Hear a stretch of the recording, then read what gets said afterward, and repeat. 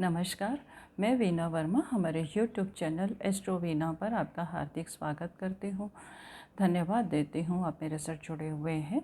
आज मैं आपके साथ जो चर्चा कर रही हूँ वो है गोचर के बारे में है। गोचर के बारे में चर्चा है। गोचर में जैसे सभी जानते हैं कि प्लैनेट जो है अपनी पोजीशन हमेशा चेंज करते हैं, वो हमेशा आगे बढ़ते रहते हैं और आगे बढ़ने के बाद विभिन्न राशियों में जब ये दूसरी राशि में प्रवेश कर जाते हैं तो इनके जो रिजल्ट्स हैं वो बिल्कुल डिफरेंट हो जाते हैं। तो आज जो हम चर्चा करेंगे वो है बुद्धि, वाणी, विवेक, कुशाग्र, शिक्षा और व्यवसाय का स्वामी बुध अभी 9 अगस्त 2021 को कर्क राशि से चेंज होकर सिंह राशि में प्रवेश कर जाएंगे और सिंह राशि में रहेंगे 26 अगस्त तक। तो विभिन्न राशियों के लिए इनके जो परिणाम हैं वो डेफिनेटली चेंज हो जाएंगे। तो इनके क्या परिणाम रहेंगे इसके बारे में हम चर्चा करते हैं। तो हम शुरुआत करते हैं मेष राशि से। मेष राशि में अगर हम देखते हैं तो मेष राशि का अधिपति स्वामी जो है वो मंगल है और यहाँ पर ये इनके 3rd और 6th हाउस का स्वामी है। अब क्या है कि 3rd और 6th हाउस का स्वामी होने के बाद इनके पंचम स्थान में प्रवेश करेंगे। तो इन मेष राशि के जातकों के साथ होने वाला है क्या है कि अब ये 3rd जो है जोश का स्वामी है और मेष राशि के जातक जो हैं हमेशा जोश में रहते हैं, कुछ ना कुछ नया करने की कोशिश करते हैं।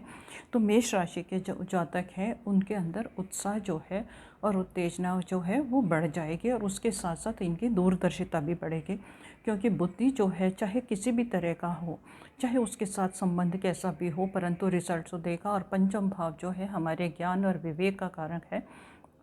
तो यहाँ पर अपने ज्ञान से, दूरदर्शिता से इनको कारोबार में लाभ होने की पूरी उम्मीद है और यहाँ से इनके घर में, परिवार में मेल मिलाप भी बढ़ेगा और इनका वातावरण जो है इनके प्रयासों से आगे अनुकूल होने वाला है। और थोड़ा सा इनके साथ में क्या है कि इनको अब इनके अंदर थोड़ा सा अग्रेशन रहता है, ईगो का भी रहता है।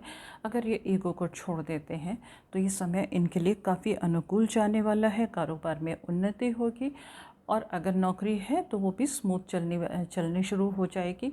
और आप इस बिल्कुल दूरदर्शिता से, और अगर आपके खिलाफ जो भी परेशानियां आ रही हैं उनको पहले से आपका आभास हो जाएगा, आप सचेत होकर उनका निवारण कर लेंगे। और आपको क्या करना चाहिए, जब हमारे पास थोड़ा सा शुभ समय आता है तो हमारे शुभ परिणामों में हम कैसे उन्नति करें, कैसे वृद्धि करें, तो आपको गणपति की उपासना करनी चाहिए। और अगर आप रख सकते हैं तो बुधवार का व्रत रखिएगा, आपके लिए अच्छा रहेगा।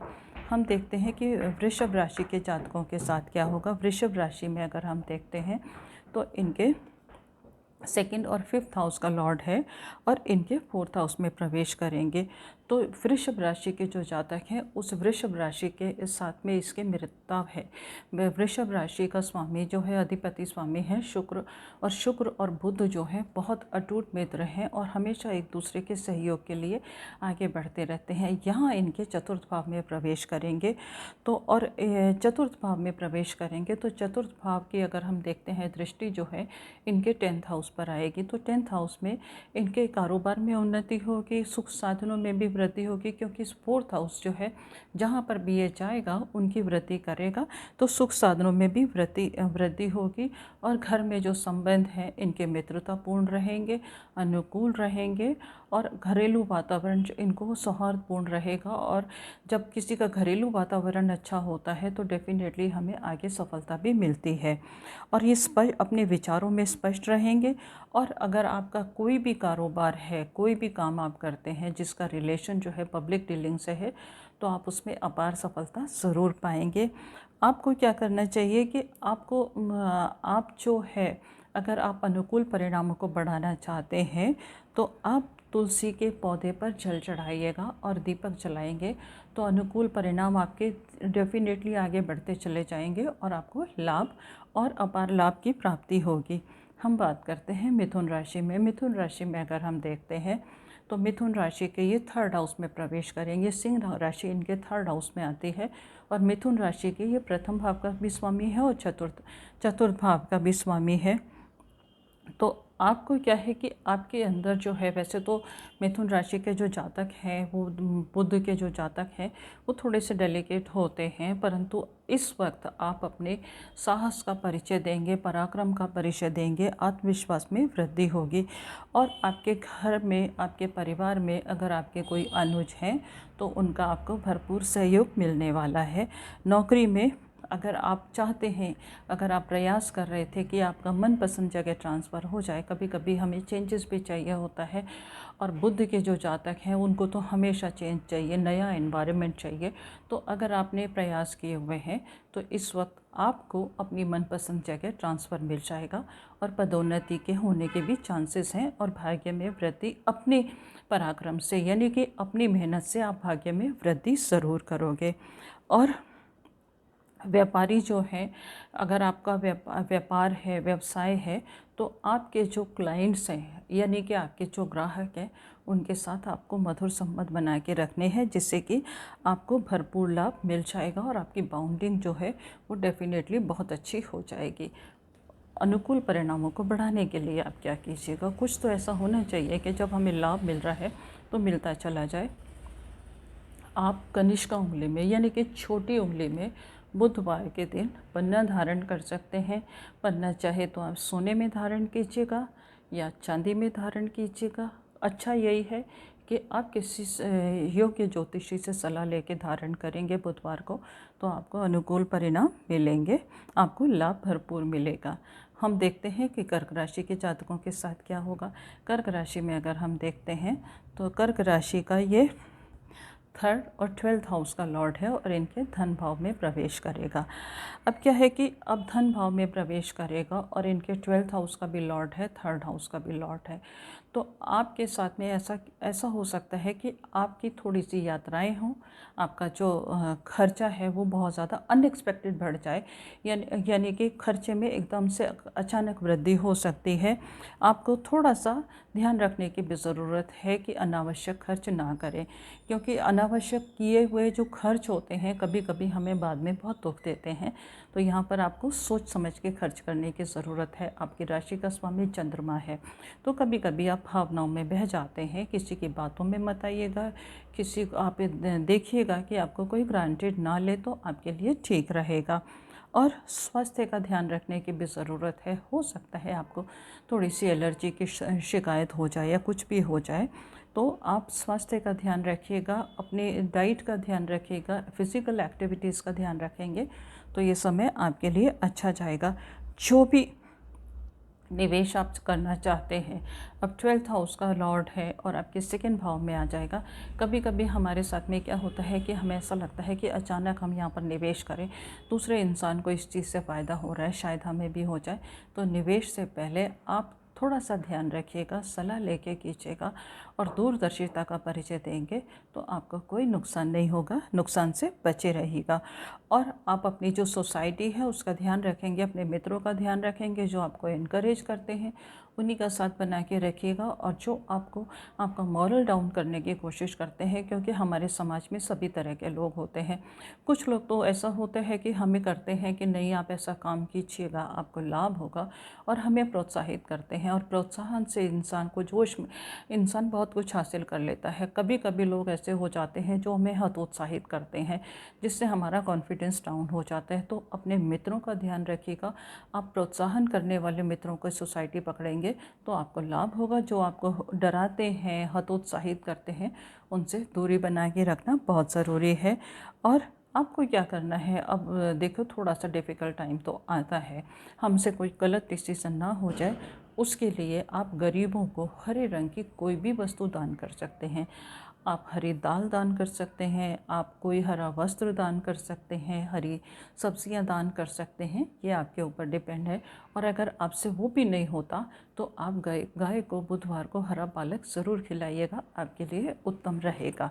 हम बात करते हैं सिंह राशि के जातकों के साथ क्या होगा। सिंह राशि में अगर हम देखते हैं तो इनका 11th हाउस का लॉर्ड है, साथ ही साथ इनके धन भाव का स्वामी है और इनके प्रथम भाव में प्रवेश करेगा।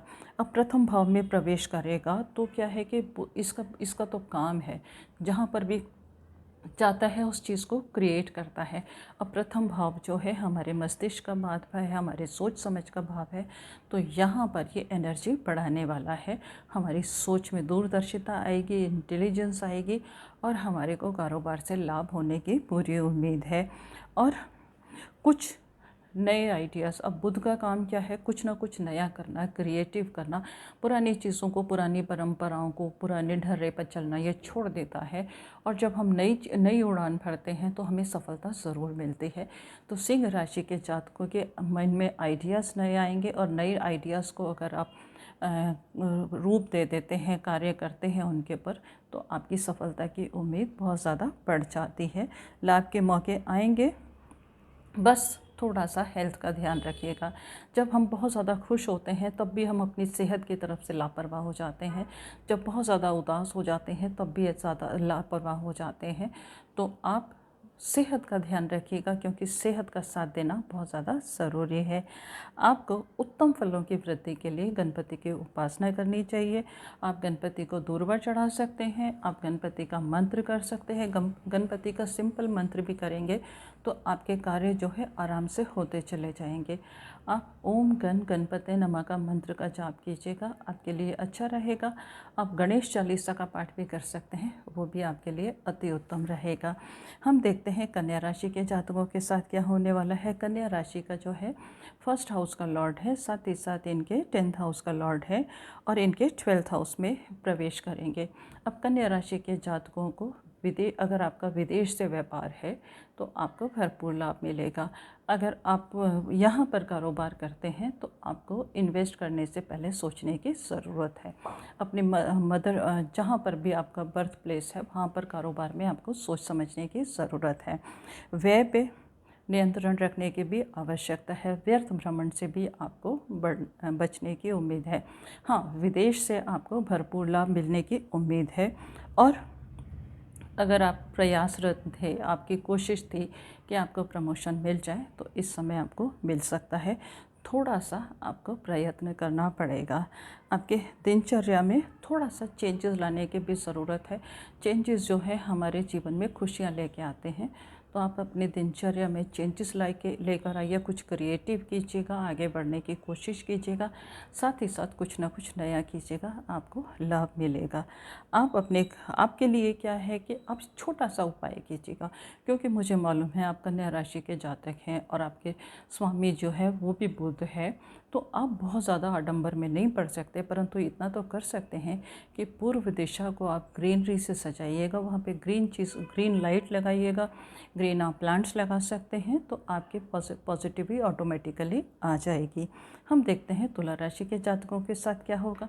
तुला राशि में ये इनके भाग्य स्थान का स्वामी है, साथ ही साथ इनके 12th हाउस का भी स्वामी है और इनके 11th हाउस में प्रवेश करेंगे। तो तुला राशि के जातकों के लिए खुशखबरी है, आपके लिए ये गोचर भरपूर लाभ देने वाला है, क्योंकि भाग्य स्थान का स्वामी चाहे वो 12th हाउस में हो तो लाभ के मौके भी मिलेंगे, व्यय भी होगा, लाइफ को एंजॉय भी करोगे। कहीं ना कहीं 12th हाउस जो है हमारी लाइफ को एंजॉय भी कराता है।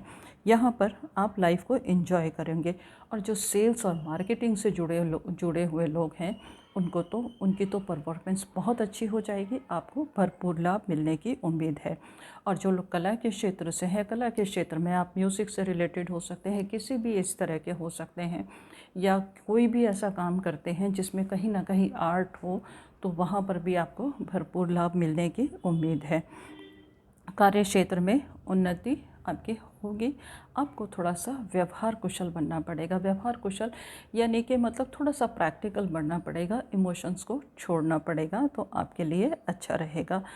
आपको क्या है कि किसी भी ऐसे काम में मत आइए, किसी की बातों में मत आइएगा और किसी के इन्फ्लुएंस में मत आइएगा। आप विष्णु जी की आराधना करेंगे तो लक्ष्मी स्वतः ही आपके पास आ जाएगी। आप विष्णु जी की आराधना में क्या कर सकते हैं, विष्णु जी को केले का प्रसाद चढ़ा सकते हैं, थर्सडे को चढ़ा सकते हैं और उनके आगे दीपक जला के उनकी आराधना कर सकते हैं। उनका कोई भी मंत्र करेंगे आपको लाभ होगा। हम देखते हैं वृश्चिक राशि वाले जातकों के साथ क्या होगा। वृश्चिक राशि में अगर हम देखते हैं तो आपके अष्टम भाव का स्वामी है, साथ ही साथ आपके 11th हाउस का भी स्वामी है और ये आपके 10th हाउस में प्रवेश करेंगे। तो यहाँ पर अगर आपने कोशिश करी हुई है कि हम अपनी नौकरी चेंज कर लेंगे, तो इस समय आप कर सकते हैं। कारोबार में थोड़ी सी बदलाव की, चेंजेस की ज़रूरत है। एक जगह एक ही तरीके से चलते चलते अगर हम चेंजेस नहीं लाएं तो हमारी तरक्की के रास्ते कुछ ना कहीं रुक जाते हैं। तो नयापन लाने की ज़रूरत है। कुछ ना कुछ नया कीजिएगा कारोबार में। चाहे आप जो पुराने ढर्रे से चल रहे हैं उसको चेंज करके थोड़ा सा मॉडिफाई करेंगे तो आपको भरपूर लाभ होगा। वही आपके नौकरी में भी अगर आप चाहते हैं तो नौकरी चेंज करने के लिए अनुकूल समय है, आप कर सकते हैं। धन के लेन देन में आपको सावधानी रखने की ज़रूरत है। थोड़ा सा सतर्कता रखेंगे तो आपके लिए अच्छा रहेगा। और हो सकता है कि आपको कहीं से कुछ उपहार मिल जाए, और उधार देने से आप बचिएगा। किसी को भी आप लोन नहीं देंगे। अगर आपने इस समय में दिया, किसी भी लालच में आ गए तो जल्दी मिलने की उम्मीद नहीं है। आप क्या कर सकते हैं, किसी कन्या को, किसी किन्नर को हरा वस्त्र दान कीजिएगा, हरी चूड़ियाँ दान कीजिएगा, आपके लिए बड़े उत्तम फल मिलेंगे। हम देखते हैं धनु राशि के जातकों के साथ क्या होने वाला है। धनु राशि में अगर हम देखते हैं तो इनका 10th और 7th हाउस का स्वामी है और इनके भाग्य स्थान में प्रवेश करेंगे। अब क्या है कि आप यहाँ पर क्या, ये जो है गुरु है और बुध जो है एक क्रिएटिव प्लैनेट है, बच्चा है, लर्नर है, कुछ ना कुछ नया सीखता है। तो आपको आपकी जो आइडेंटिटी है, जो एक ढर्रे पे चल रहे थे, वो बिल्कुल चेंज होने वाली है। आपकी पर्सनालिटी चेंज होने वाली है। एक नई छवि का निर्माण होगा, नवीनता की संभावना है। और अब यहाँ पर आपके धर्म स्थान में आएंगे, भाग्य स्थान पर आएंगे। तो क्या है कि धनु लगन की जो राशि होती है, धनु राशि के जो लोग होते हैं और गुरु की राशि है, तो ये थोड़े से धार्मिक होते हैं। परंतु आपके मन में जो धर्म को लेके जो विडंबनाएं थी, यानी कि जो ब्लाइंड फेथ थे, वो थोड़े से कम होने वाले हैं। धर्म की बातें आप मानेंगे, परंतु एक लिमिट तक मानेंगे। हाँ, जो प्रैक्टिकल चीज़ हैं, ज्ञान की बातें हैं, उनको आप प्रमोट करेंगे तो आपकी अध्यात्म में रुचि होगी। धार्मिक भावनाएं थोड़ी सी कंट्रोल में रहेंगी। आप धार्मिक आडंबर बिल्कुल उनसे दूरी बना के रखेंगे। व्यवसाय में पार्टनरशिप के लिए आपके लिए उत्तम है। और अगर आप कहीं घूमने का प्रोग्राम बनाते हैं तो भी आपके लिए अच्छा रहेगा। कोई मांगलिक उत्सव में आपको पार्टिसिपेट करने का, जाने का मौका मिलेगा। आपको क्या करना है, शुभ फलों की वृद्धि के लिए दुर्गा माता की उपासना कीजिएगा, दुर्गा चालीसा पढ़िएगा, दुर्गा का मंत्र कीजिएगा, आपके लिए उत्तम फल ऑटोमेटिकली बन जाएंगे। हम देखते हैं मकर राशि के जातकों के साथ क्या होगा। मकर राशि में अगर हम देखते हैं तो इनके 6ठे भाव का स्वामी है, साथ ही साथ 9th भाव का स्वामी है और इनके अष्टम भाव में प्रवेश करेंगे। अष्टम भाव में प्रवेश करने का मतलब ये नहीं है कि हमें बुरे ही परिणाम मिलेंगे, हमें अनुकूल परिणाम मिल सकते हैं। उसके लिए थोड़े से प्रयत्न ज़्यादा करने पड़ेंगे, थोड़े से एफर्ट ज़्यादा करेंगे। अपनी हेल्थ का ध्यान रखने की आपको ज़रूरत है। हेल्थ में आपको थोड़ा सा ऐसा हो सकता है कि जैसे मौसमी बीमारियां हैं, सर्दी ज़ुकाम है, एलर्जी की प्रॉब्लम है, तो इसका ध्यान ये हो सकती है, तो इससे बच के रहना चाहिए। लोगों के संपर्क में थोड़ी सी दूरी बना के रखेंगे। वैसे तो आज की डेट में ज़रूरी भी है दूरी बना के रखना, परंतु आपको अपनी पर्सनल हाइजीन का ध्यान रखने की ज़रूरत है। और अगर आप वाहन का प्रयोग करते हैं तो उसमें थोड़ी सी सावधानी बड़ी रखिएगा, लापरवाही बिल्कुल नहीं चलेगी। कभी कभी ऐसा होता है कि हम बहुत ज़्यादा जल्दी में होते हैं, तो जल्दबाजी से बचने की ज़रूरत है। प्रयासों के लिए अगर हम अपने कार्य क्षेत्रों में कुछ परिवर्तन चाहते हैं, वृद्धि चाहते हैं, तो आपके लिए उत्तम है। शिक्षा से जुड़े हुए क्षेत्र, जो उच्च शिक्षा में जाते हैं, जो विद्यार्थी हैं, जो नॉर्मल शिक्षा ग्रहण कर रहे हैं, उनके लिए थोड़ा सा डिफ़िकल्ट है, उनको कंसंट्रेशन में प्रॉब्लम होगी।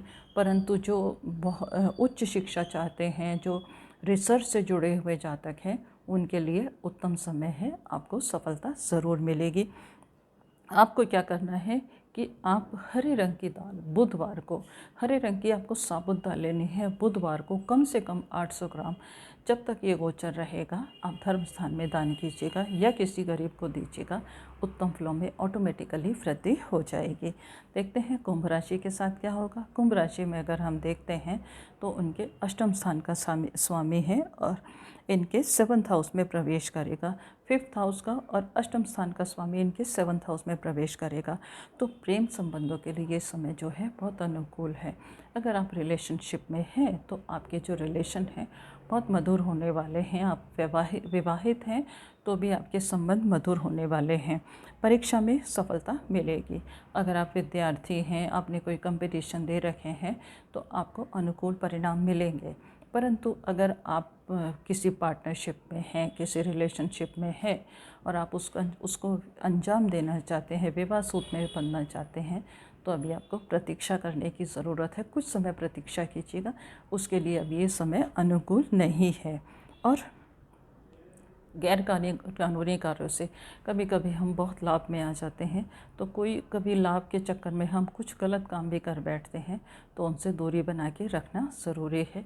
किसी भी ऐसे काम में हाथ मत डालिएगा कि आपको परेशानी का सामना करना पड़ जाए। जहाँ पर आपकी कॉन्शियस अलाउ नहीं करती उस काम में हाथ आप बिल्कुल नहीं डालेंगे। सोच को सकारात्मक बना कर रखना ज़रूरी है। जब अपना दूसरे लोग आपको सलाह देने की भरपूर कोशिश करेंगे, परंतु उसके ऊपर आंख बंद करके विश्वास मत कीजिएगा। अपने मन की आवाज़ सुनिएगा, आपको जो ठीक लगता है वो कीजिएगा। आपके डिसीजन कभी भी गलत नहीं होंगे। शुभ फलों की प्राप्ति के लिए गरीब कन्या को कुछ ना कुछ दान कर दीजिएगा। हरा वस्त्र दे सकते हैं, कुछ मिठाई दे सकते हैं, कुछ और भी दे सकते हैं, आपके लिए उत्तम रहेगा। और अगर किसी कन्या का विवाह हो रहा है तो वहाँ पर भी आप थोड़ा सा डोनेट कर सकते हैं।